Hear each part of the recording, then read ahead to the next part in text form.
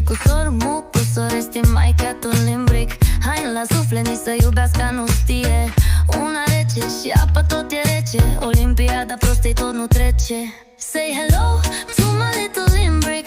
Micu sormu, cu sor, patetic și mic. Patriot prefăcut, vorbe ca un actor. Primar președinte, doar un simplu impostor.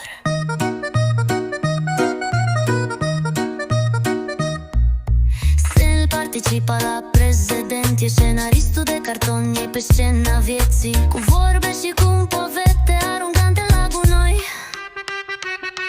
Say hello to my little limbrick.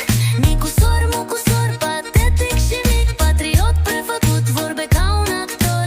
Primar președinte, doar un simplu impostor.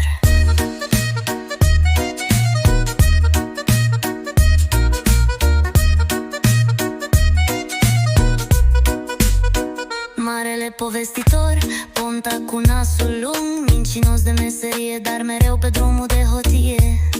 E o ciorbă refăcută, dar gustul tot amar, într-un sistem ce pare un vechi bazar. Say hello to my little manghitor. Ponta cel cu nasul mare, suveran vopsit, vorbe de actor. Ministru președinte, doar un simplu impostor.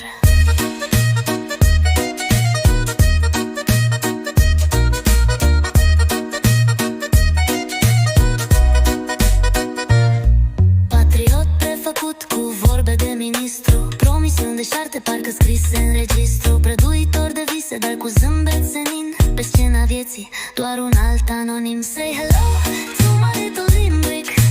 Ponta cel cu nasul mare, suveran vopsit, vorbe de actor. Ministru președinte, doar un simplu impostor.